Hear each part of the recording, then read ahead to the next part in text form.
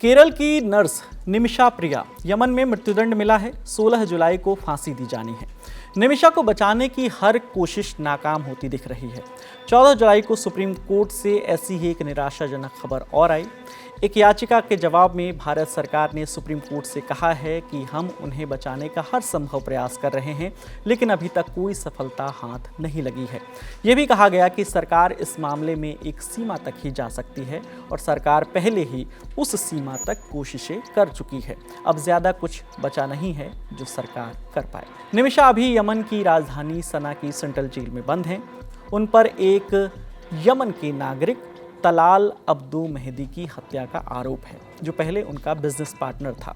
सरकार के जवाब से अब लग रहा है कि उनकी सजा टलना लगभग नामुमकिन है। हालांकि सरकार अभी भी कूटनीतिक और बैकडोर चैनल्स का इस्तेमाल कर रही है निमिषा को बचाने के लिए।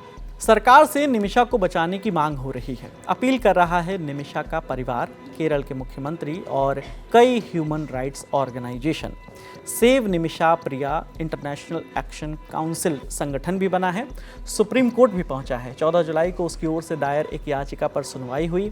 मांग थी कि केंद्र राजनयिक चैनलों के जरिए यमन सरकार से बात करे और निमिषा की फांसी को रोके। साथ ही याचिका में बात आई ब्लड मनी की, माने मृतक के परिवार से समझौता, पैसों के जरिए सेटलमेंट की कोशिश।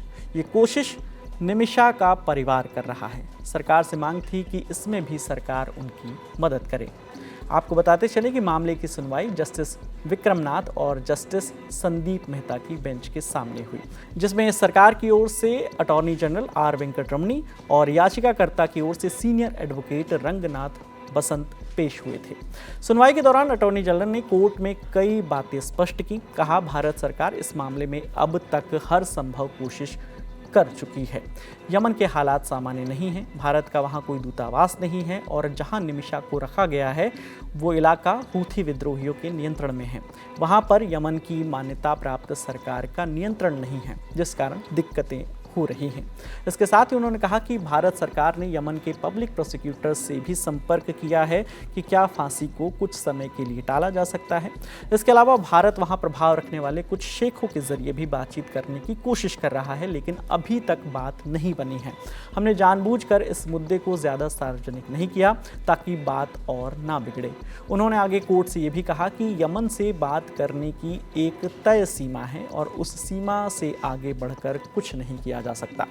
वहीं कोर्ट ने जब ब्लड मनी पर बात की और कहा कि याचिकाकर्ता दावा कर रहे हैं कि ब्लड मनी की रकम भी इकट्ठा कर ली गई है, क्या इस पर कोई बात हो रही है?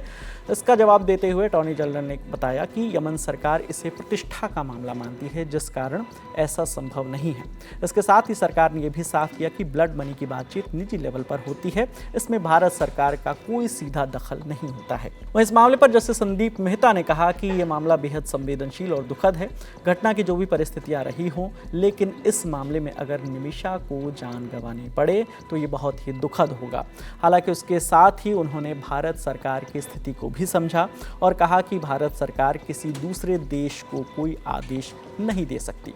वहीं सरकार ने बताया कि विदेश मंत्रालय के जॉइंट सेक्रेटरी भी इस पूरे मामले की निगरानी कर रहे हैं और आज यानी 14 जुलाई की सुबह 10:30 बजे फांसी रोकने के लिए एक अनुरोध पत्र भेजा गया था, लेकिन उसका भी कोई नतीजा नहीं निकला है।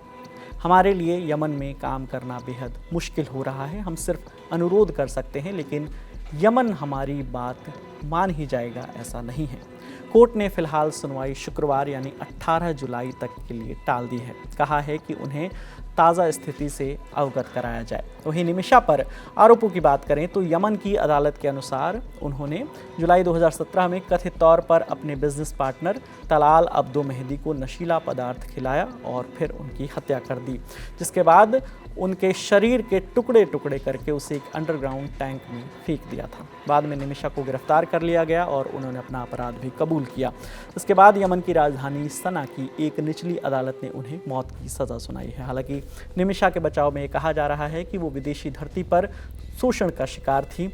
पुलिस तक उनकी मदद नहीं कर रही थी। उन्होंने जो कुछ किया वो सेल्फ डिफेंस में किया। तलाल अब्दो उनका शारीरिक शोषण कर रहा था, उसके पैसे पर भी कब्जा कर लिया था। यहाँ तक कि निमिषा का पासपोर्ट तक उसने अपने कब्जे में ले रखा था।